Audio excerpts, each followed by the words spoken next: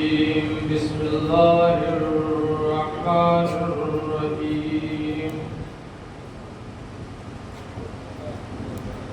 الحمد لله الذي هدانا لهذا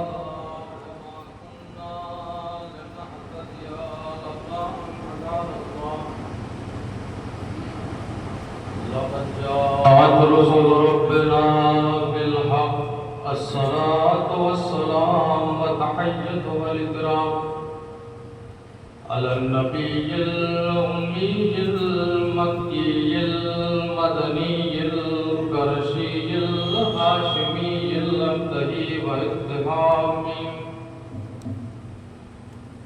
على رسول الثقلين محبوب رب المشرقين والمغربين أبي القاسم محمد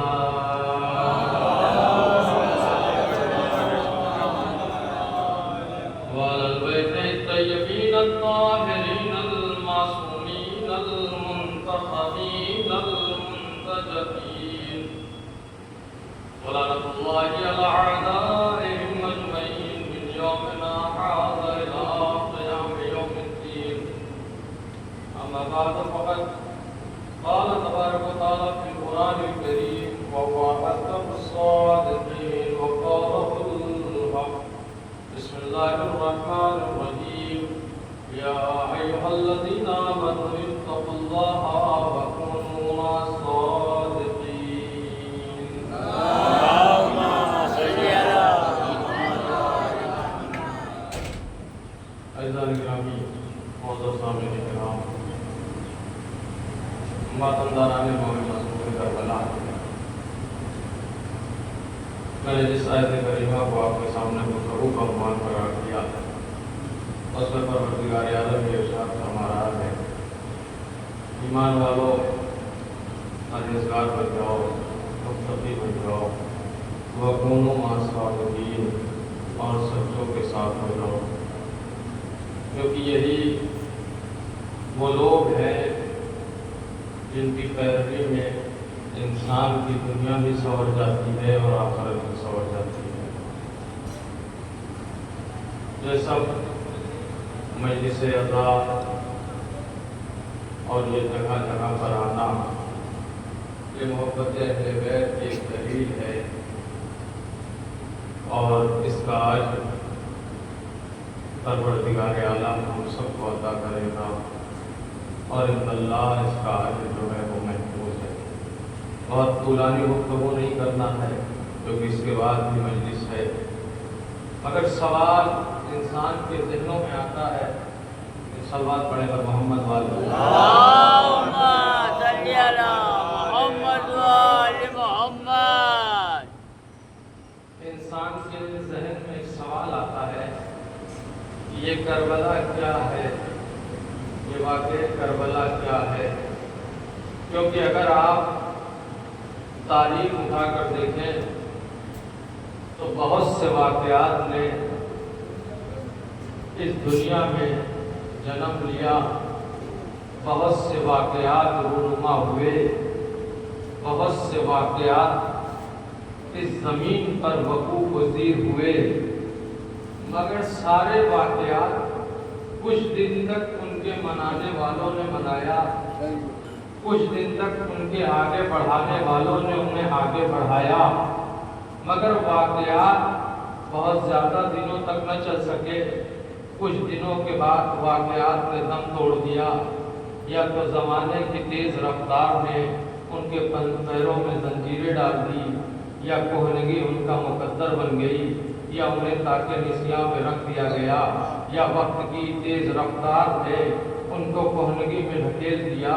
مگر کیا وجہ تھی کہ باقی واقعات بھی رونما ہوئے اور واقعہ کربلا بھی رونما ہوا، مگر ہر واقعات کچھ دنوں تک چلا، ان کے منانے والوں نے منایا، ان کے آگے بڑھانے والوں نے بڑھانے کی کوشش کی، مگر جیسے جیسے زمانہ آگے بڑھتا گیا ویسے ویسے واقعات ختم ہوتے گئے، واقعات کے خط و حال ختم ہوتے رہے۔ اب نہ انہیں کوئی پڑھنے والا ہے، نہ کوئی انہیں سننے والا ہے، نہ کوئی انہیں سنانے والا ہے۔ تو اس واقعہ کربلا میں کیا ہے کہ جیسے 1400 سال پہلے سنا جا رہا تھا ویسے آج بھی سنا جا رہا ہے۔ توجہ چاہتا ہوں کیا باقی واقعات اور اس واقعے میں ایک بنیادی فرق ہے۔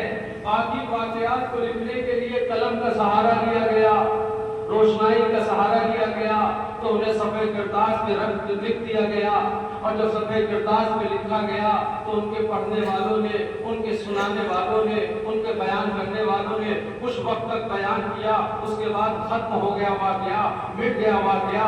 مگر حکیم کربلا نے واقعہ کربلا کو لکھنے کے لیے سارے نظام کو پلٹ دیا۔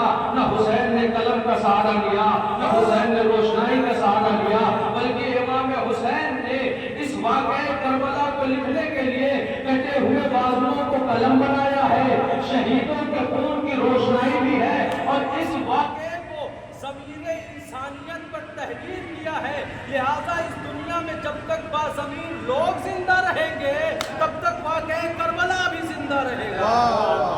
لوگ پڑھے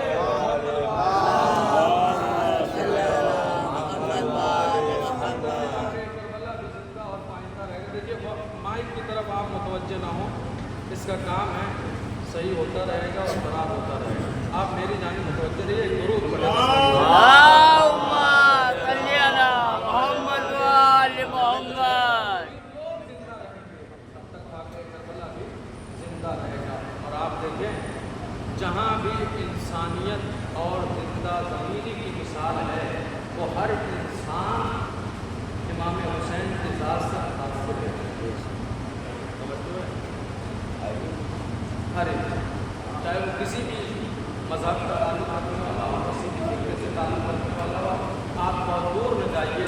ہمارے ملک میں جب اس ملک کو آزاد کرانے کی بات آئی تو مہاتما گاندھی نے بھی واقعہ کربلا کو سامنے رکھا، اور یہ رکھ کے ایک جملہ کہا کہ امام حسین اپنے 72 ساتھیوں کے ساتھ یزید کی اتنی بڑی حکومت سے ٹکرا کے اپنے وجود کو ثابت کر سکتے ہیں تو پھر میرے لیے اس بات کو مشعل راہ بن جانا چاہیے۔ توجہ کرنا ہو اور آگے چلے جائیے تو دنیا کے اور بھی بڑے بڑے لوگوں نے واقعہ کربلا کو پڑھا اور لکھا۔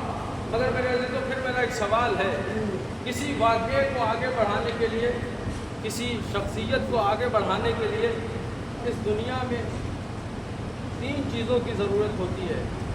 پہلی یہ کہ اس کے پاس دولت ہو، دوسری یہ کہ اس کے پاس میڈیا ہو، تیسری یہ ہے کہ اس کے ساتھ حکومت ہو۔ اگر یہ 3 چیزیں کسی انسان کے ساتھ ہیں تو انسان آگے بڑھ جاتا ہے، واقعہ آگے بڑھ جاتا ہے، شخصیت آگے بڑھ جاتی ہے۔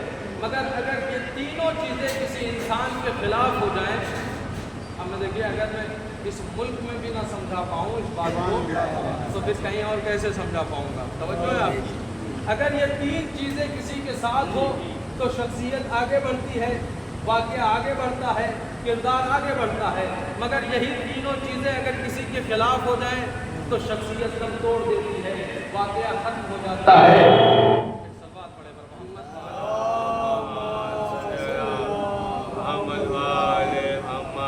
شخصیت دم توڑ دیتی ہے، واقعہ ختم ہو جاتا ہے، ذات آگے نہیں بڑھتی ہے۔ کیوں؟ اس لیے جس کے پیچھے میڈیا پڑ جائے، جس کے پیچھے حکومت پڑ جائے، جس کے پیچھے میڈیا پڑ جائے تو وہ ذات آگے نہیں بڑھتی، شخصیت ختم ہو جاتی ہے، انسان آگے نہیں بڑھتا، واقعات دم توڑ دیتا ہے۔ مجھے انصاف سے بتائیے واقعہ کربلا کو مٹانے کے لیے کون سی طاقتیں استعمال نہ ہوئی؟ حکومت بنائی گئی کربلا مٹانے کے لیے، حکومت بنائی گئی کربلا مٹانے کے لیے، دولتیں اکٹھا کی گئی کربلا مٹانے کے لیے، ثروتوں کو سمیٹا گیا کربلا مٹانے کے لیے، مورخ کو جمع کیا گیا کربلا مٹانے کے لیے۔ توجہ ہے؟ تو یہ تمام ذاتیں کربلا کو مٹانے کے لیے بنائی گئی، حکومتیں بنائی جاتی رہی کربلا مٹانے کے لیے، دولتیں اکٹھا کی گئی کربلا مٹانے کے لیے، قلم کو خریدا گیا کربلا کو مٹانے کے لیے، مورخوں نے اپنے زمین کو بیچا کربلا مٹانے کے لیے، ثروتیں اکٹھا کی گئی کربلا مٹانے کے لیے، حکومتیں بنائی گئی کربلا مٹانے کے لیے۔ مگر دنیا نے دیکھا جس واقعے کے خلاف تمام حکومتیں لگی تھی، دنیا نے دیکھا دولتیں غربت میں بدل گئی، حکومتیں تاراج ہو گئی، تب تو تاج نیلام ہو گیا، مگر حسین کا روضہ آج بھی باقی رہے گا۔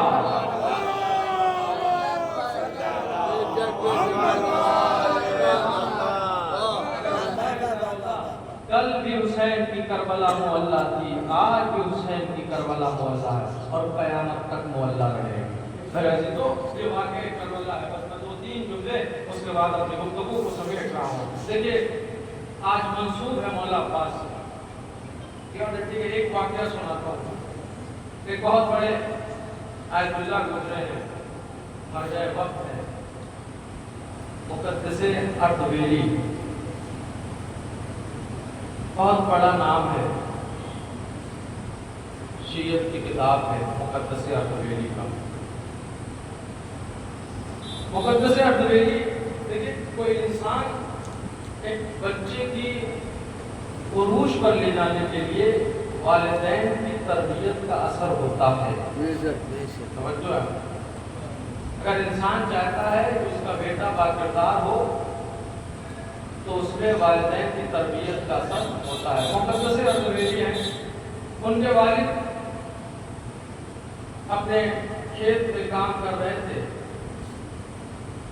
اور سورج چڑھا، بھوک کا احساس ہوا، نگاہوں نے دیکھا کہ ندی سے ایک سیب بہتا ہوا چلا آ رہا۔ انہوں نے اٹھایا، اٹھانے کے بعد اسے کھا لیا۔ کھانے کے بعد پھر انہیں احساس ہوا کہ یہ سیب تو میرا نہیں تھا،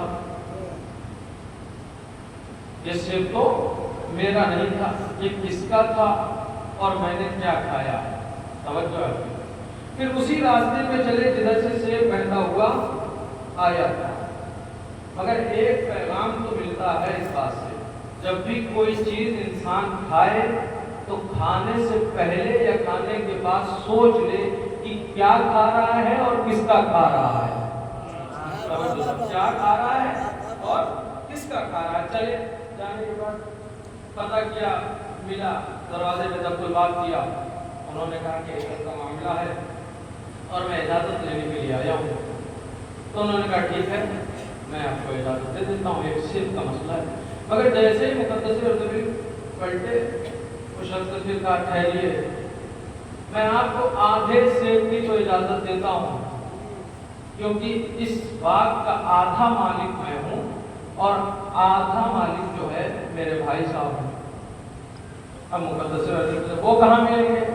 کہا وہ تو یہاں پہ نہیں ہے۔ کہا پھر کہاں ہے؟ کہا وہ نجف اشرف ہے۔ اب سرکار مقدس اردبیلی کو آدھا سیب کے لیے جو ہے چلے گئے نجف اشرف، وہاں پہنچے۔ دیکھیے واقعہ بہت طولانی ہے، میں کاٹ آپ کے سامنے رکھ رہا ہوں۔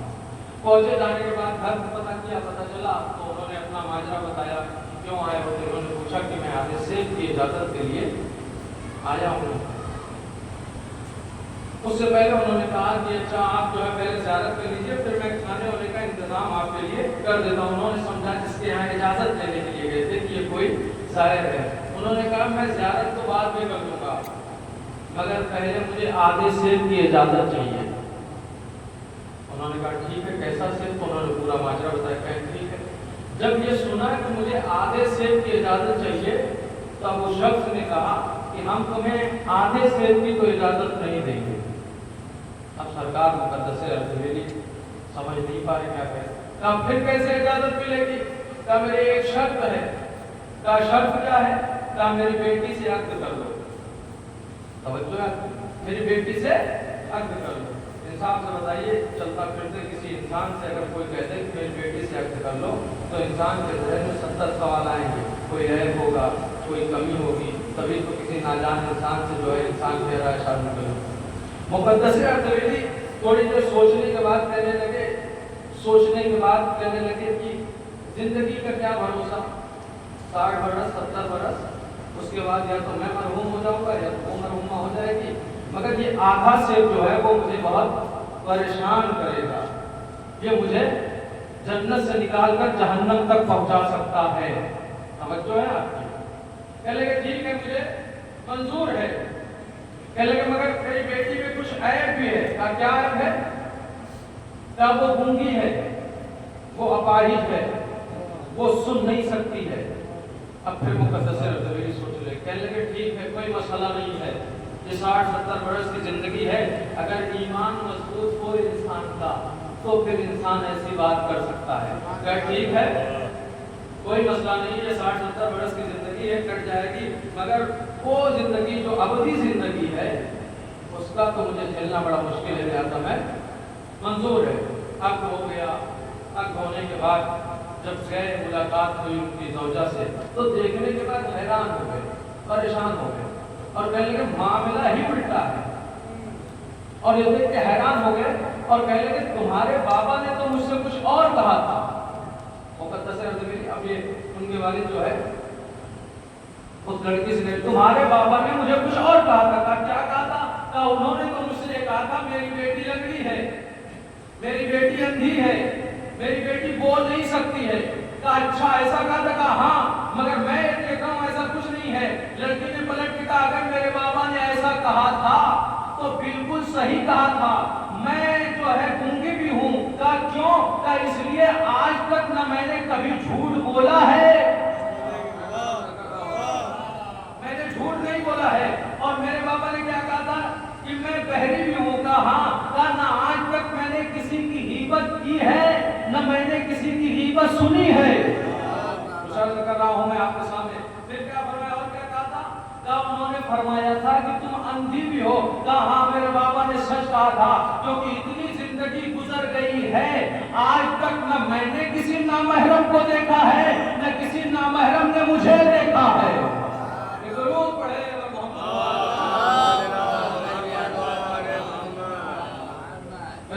اس کے بعد ایک جو لگتے تھے آپ کو کیا لگتا ہے آپ یہاں پر شیخ کی اجازت لینے کے لیے آئے ہیں؟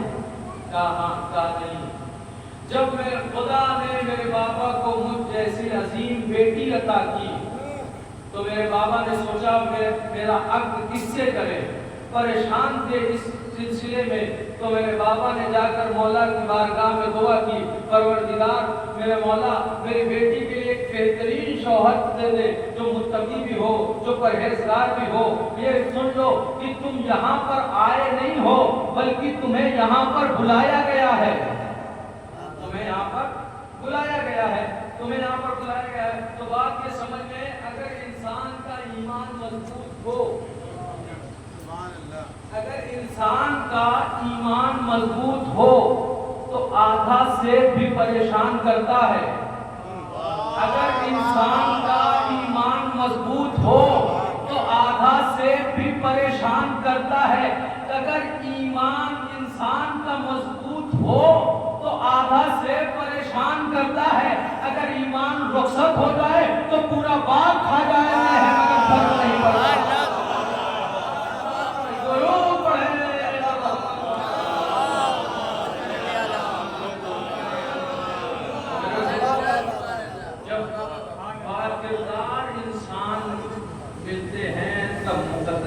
اردبیلی جیسی ذات دنیا کو ملتی ہے۔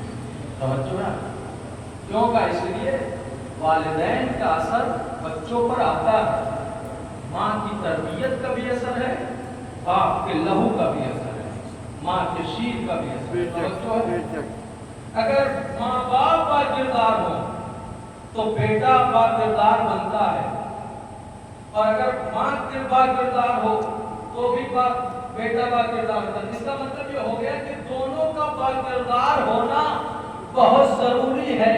اگر دونوں با کردار ہوں تو والد بیٹا جو ہے با کردار بنتا ہے۔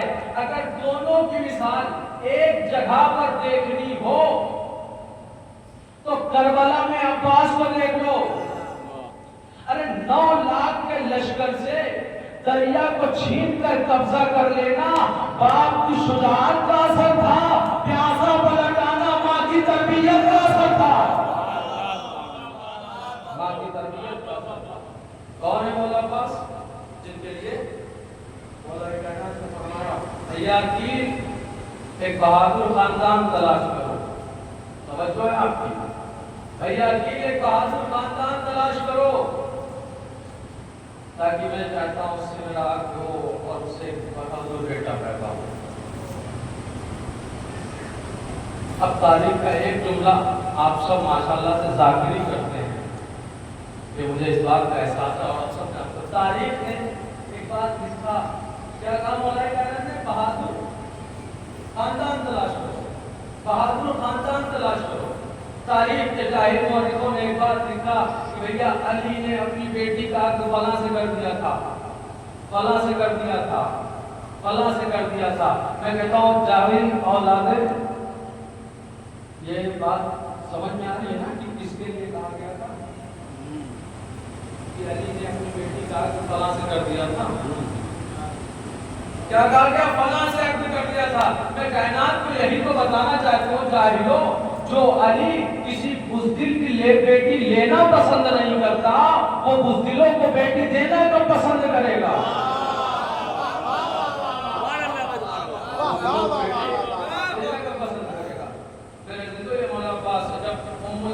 جیسی بات کردار نہ ہو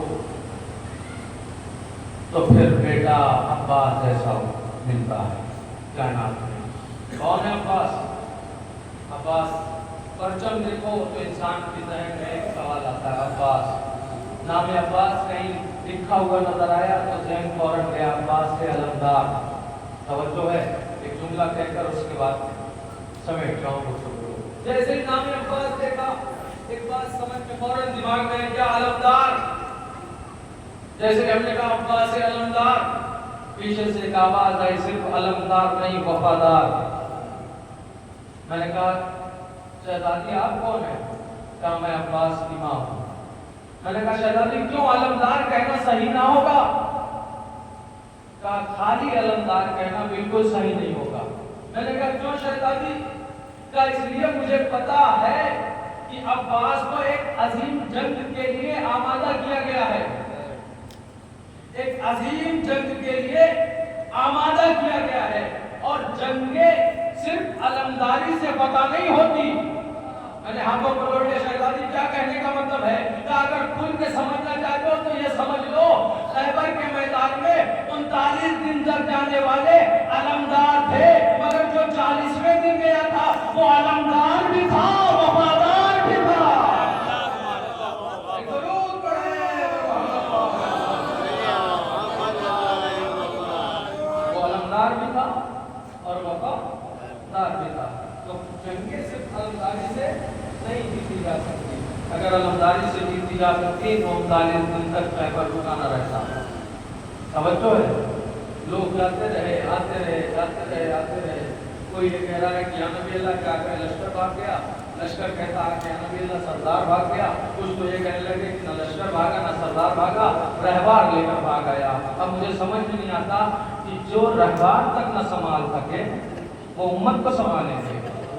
توجہ ہے، جو رہبار پھر 40ویں دن کیا ہوا؟ کافر آئے، نبی نے فرمایا کل میں علم اسے دوں گا، جو مرد ہوگا، جو جردار ہوگا، جو کرار ہوگا۔ توجہ ہے نا، سب پورا خیبر آپ کا سنا ہوا ہے۔ اس کے بعد مولا کائنات کے جانے کے بعد خیبر کو فتح کیا۔ یہ ہے خیبر۔ ہمیں ایک واقعہ سنا ہوں، ایک عالم دین سے سنا ہے، آپ کی ذہنوں تک پہنچا تھا۔ مرحب کا ایک پوتا ہے جس کا نام ہے ذوالقلہ۔ کہتا بہادر ہے، شجاع ہے، اور جو بہادر ہوتا ہے، جو شجاع ہوتا ہے، وہ ہمیشہ اپنے آپ کو جو ہے مینٹین کرتا رہتا ہے، اور آج کے نوجوان جو جم جوائن کی انہیں پتا ہے۔ تو کہتا ہے کہ وہ کشتی میں کھڑا ہوا تھا، اور جو ہے اس زمانے کا جو آلہ تھا جس کو کہتے ہیں مقدر، اسے جو ہے ہوا میں ہلا رہا تھا۔ ایک اس کا چاہنے والا ہے، آنے کے بعد کہتا ہے کہ تمہیں پتا ہے تم کون ہو، تمہارے دادا کون تھے؟ کہا ہاں میرے دادا تھے مرحب، اور فضیلت بیان کرتا ہے کہ مرحب ہوتا کہ 10,000 لشکروں کے بھاری تھا۔ اچھا بتائیے، یہ بھی پتا ہوگا کہ انہیں قتل کس نے کیا تھا؟ جب یہ سنا تو ایک مرتبہ وہ غیظ میں آ گیا، اسے اٹھا دیا، مگر کہا بتاؤ کس نے قتل کیا تھا؟ کہا زمین پہ رکھو تو بتاؤں کس نے قتل کیا تھا؟ کہا کس نے کیا تھا بتاؤ؟ کہا رکھا کس نے قتل کیا تھا؟ نام بتاؤ۔ کہا قتل کرنے والے کا نام تھا حیدر۔ اب نام سنتے ہی اچھے اچھوں کی حالت خراب ہو جاتی ہے۔ کہا آپ حیدر کہاں ملیں گے؟ کہا آپ تو وہ نہیں ملیں گے۔ کیوں؟ کہا اس لیے ان کی جو ہے شہادت ہو گئی کوفے میں۔ کہا پھر میں اپنے دادا کا بدلہ کیسے لوں؟ کہا ان کا بھی ایک بیٹا ہے جس کا نام ہے حسین۔ اب عباس علمدار کی آپ حیبت کو عطا فرمائیے. کہتے ان کا ایک بیٹا جس کا نام ہے حسین کا میں نے سنا ہے اڑتی اڑتی خبر آئی ہے کہ شام کے حاکم نے حسین کے خلاف جنگ کا اعلان کیا ہے. اگر چاہتا ہے بدلہ لینے کے لیے تو حسین سے جو ہے قتل کر کے اس کا بدلہ لے لے. یہ شام گیا. شام میں جانے کے بعد یزید کو پتہ چلا کہ یہ آیا ہے. اس نے اپنے سپاہیوں کو بھیجا کہ عزت سے لے کر آؤ. بیٹھ گئے. کا سنا ہے حسین سے جنگ کر رہا تھا. کہا ہاں. کہا کوئی پریشان کیوں؟ کتنے لشکر تیار ہوئے ہیں؟ تو یزید نے کہا 5 سے 6 لاکھ کا لشکر میں نے آمادہ کر دیا ہے، مگر کیا کروں کوئی اور تیار نہیں ہو رہا ہے. دولتیں دے رہا ہوں، ثروتیں دے رہا ہوں، سب کچھ دے رہا ہوں، مگر لشکر تیار نہیں ہو رہا ہے. ذوالقلعہ نے سوچا کہ شاید حسین بڑا لشکر لے کر آ رہے ہوں گے. تو ایک بار تو پوچھنا بتاؤ حسین کے ساتھ کتنے افراد ہیں؟ یزید نے کہا کچھ چھوٹے بڑے ملا کے 72 افراد ہیں. ایک مرتبہ ذوالقلعہ نے یزید کو ایک مکہ مارا اور کہا تیرا دماغ خراب ہو گیا ہے. 72 افراد کے لیے 5-6 لاکھ کا لشکر تو کہہ رہا ہے کم ہے.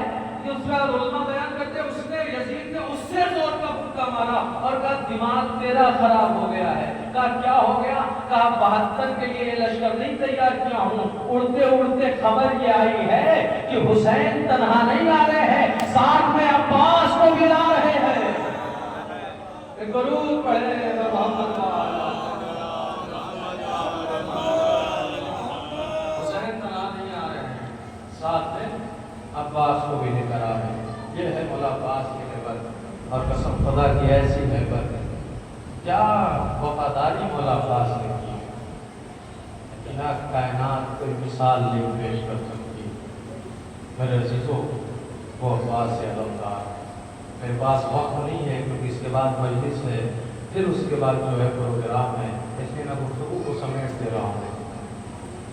کہ یہ مولا عباس ہے، مشغلے کا عالم ہے،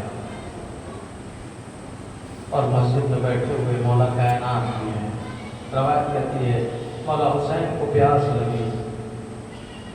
ایک مرتبہ جناب قمر کو حکم دیا قمر ذرا پانی لے کر آؤ. مگر جیسے ہی قمر سے کہا پانی لے کر آؤ نا، مولا عباس کھڑے ہو گئے. آقا میں پانی لے کر آؤں. کہا عباس اگر جانا چاہتے ہو تو جاؤ لے کر آؤ، ابھی بچپنا ہے مولا عباس کا. گئے مولا عباس پانی لے کر آئے، مگر پانی بدن پہ گرا، لباس تر ہو گیا. لا کر حسین کی آنکھوں میں پانی دیا. ایک جملہ مولا حسین نے کہا بھیا عباس آج میں نے پانی کے لیے کہا تم لا کر تو دے دیے، مگر عباس ایک وقت ایسا آئے گا میں پانی مانگوں گا تم لا کر دو گے. عباس تڑپ سے کہتے آقا کیا اس وقت میرے بازو سلامت ہوں گے؟ اللہ اکبر. اللہ آپ کو کوئی غم نہ دے سوائے غم آل محمد کے. اے عزاداروں کہ وہ غیرت دار بھائی ہے جس پہ بیویوں کو بڑا ناز تھا، اہل حرم کو بڑا ناز تھا. عزاداروں تاریخ کہتی جب مولا عباس اجازت ملی نہ جانے لگے تو جناب زینب نے کہا 70 ابھی یہ کہہ کر زمین پر بیٹھ گئی. مولا حسین نے کہا بے شہزادی اس کا کیا مطلب ہے؟ کہا میرے بابا نے سچ کہا تھا.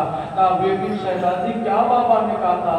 کہا بابا میرے ہاتھوں کا بوسہ دے کر کہہ رہے تھے زینب ایک وقت آئے گا انہیں ہاتھوں میں رسن باندھی جائے گی. اے زینب انہیں بازوؤں میں رسن باندھی جائے گی. مگر بھیا میں سوچتی تھی کہ جس کے ابا جیسا بہادر بھائی ہو اس کے ہاتھوں میں رسن کون باندھے گا؟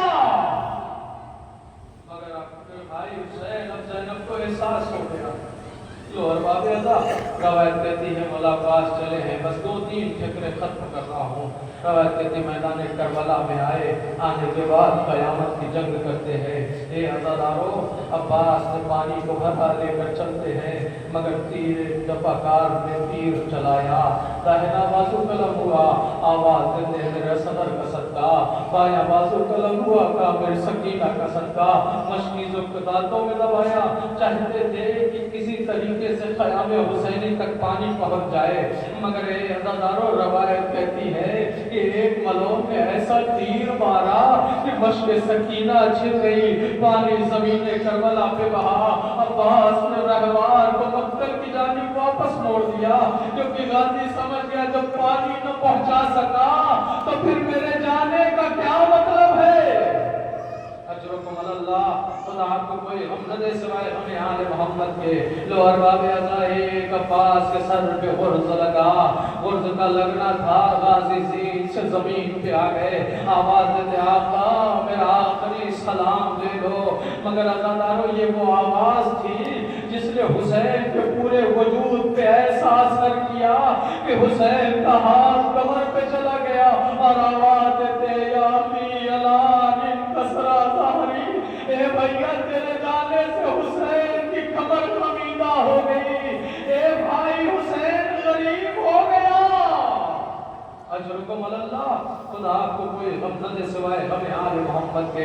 عزادارو یہ جملہ سننا تھا، حسین نے خیمے کو چھوڑا، چلتے ہیں ایک مرتبہ کیا دیکھا، داہنا بازو اٹھایا سینے سے لگایا، عباس تیرے داہنے بازو بھی کٹ گئے، بایاں بازو کو سینے سے لگایا، عباس تیرا بایاں بازو بھی قلم ہو گیا۔ مگر علماء بیان کرتے اب تو حسین پہنچے ہیں تو لاش علی لاش عباس کے بت کو گرایا اور تڑپ کے فرماتے بھیا کیا اس عالم غربت میں تم بھی میرا ساتھ چھوڑ دو گے؟ اجرکم اللہ، خدا کوئی مرتدے سوائے ہمیں آل محمد کے۔ ایک مرتبہ عباس کے لاشے کے قریب گئے اور فرماتے بھائی کہا، اور لاش سے لکھتے شہ والا، ہوٹھوں کو ملا ہوٹھ پہ منہ پیار سے چوما، رو رو کے کہا آنکھ کو کھولو میرے شہدا، کچھ بات کرو ہم سے کہو دل کی تمنا۔ ارے ہے یہ میرے سامنے کیا ہوتا ہے بھائی، تم مرتے ہو شبیر تمہیں روتا ہے بھائی، اے عباس تمہاری حسرتیں پوری ہو گئی مگر میری حسرتوں کا جنازہ۔ اجرکم اللہ، خدا آپ کو کوئی حکم سوائے ہمیں آل محمد کے۔ ایک مرتبہ عباس تڑپ کے آقا کون سی حسرت رہ گئی؟ عزادارو ایک مرتبہ تاریخ کہتی ہے حسین نے عباس کے سر کو اپنے زانوں میں لیا، عباس کوئی وصیت ہو تو بیان کرو۔ اے عزادارو کہتے آقا آخری بار آپ کا دیدار کرنا چاہتا ہوں مگر کیا کرو، ایک آنکھ میں تیر ہے دوسرے میں خون پیوست ہے۔ لو ارباب عزا، حسین نے تیر کو نکالا، ایک مرتبہ اپنے خون تبا کے دامن سے خون کو صاف کر دیا میرے مولا نے، مگر تاریخ کہتی ہے ایک مرتبہ حسین کہتے ہیں عباس کوئی وصیت ہو تو بیان کرو۔ آقا میرا لاش خیمے میں نہ لے جائیے گا۔ عزادارو ایسا غیرتدار بھائی، ایسا غیرتدار چچا کائنات نے نہیں دیکھا۔ اے آقا میرا لاشا خیمے میں نہ لے جائیے گا کیونکہ میں شہزادی سے بڑا شرمندہ ہوں، وعدہ کر کے آیا تھا پانی لے کر آؤں گا مگر آتا پانی نہ پہنچا سکا۔ حسین فرماتے ہیں عباس کہتے ہیں آقا کوئی خواہش ہو تو بیان کرو۔ عباس سے حسین ایک جملہ کہتے ہیں میرے بھائی ایک خواہش ہے پوری کرو گے؟ ہاں آقا بتائیں کیا خواہش ہے؟ عباس جب سے اس دنیا میں تم نے قدم رکھا ہے آج تک تم نے مجھے اپنا آقا کہا ہے، کبھی بھاری نہیں کہا۔ اے عباس حسین کا دل ہے کہ آخری بار جاتے جاتے بھائی کہہ دو۔ اے عزادارو یہ جملہ سننا تھا کہ ایک مرتبہ اللہ رستی ہوئی زبان سے عباس نے کہا واہ میرا غریب بھائی، واہ میرا مظلوم بھائی۔ عباس کی روح قفس انصری سے پرواز کر گئی۔ اے عزادارو حسین تڑپ کے رہ گئے، میں نے پڑھ دیا خالی علم کو لیا لے کر چلنے لگے مگر یہ تو حسین جانے اور حسین کا پتہ جانے کہ حسین نے 32 برس بھائی کو کیسے قرآن کے کنارے چھوڑ دیا، خالی علم لے کر چلے۔ اب جو خیام حسینی پہ پہنچے ہیں تو تمام بچے علم کو آتا ہوا دیکھ کر جناب سکینہ بچوں کو فرمانے ہیں بچوں کو دیکھو علم آ رہا ہے، اب ہم پیاسے نہ رہیں گے، لاؤ اپنے اپنے مشکیزیں لاؤ، اے بچوں لاؤ مشکیزیں لاؤ، قیامت آ گئی، لاؤ مشکیزیں لے کر آؤ۔ بچی اپنے قریب سارے بچوں کو جمع کر دیا، بڑی حسرت سے علم کو دیکھ رہی ہے مگر قیامت آ گئی۔ اب جیسے حسین تلے خیمہ پہ آئے آواز دیتے اے سکینہ تیرا چچا، بچی باہر آئی، آنے کے بعد عجیب سوال کرتی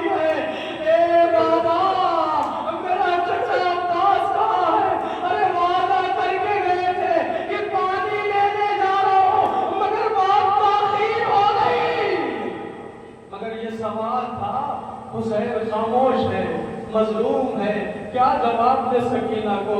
مگر ایک مرتبہ بھری آواز سے کہے سکینہ اب چچا کا انتظار نہ کرنا، تیرا چچا فرات کے کنارے شانے کٹا کر سو گیا، بیویوں میں کوہرام برپا ہو گیا۔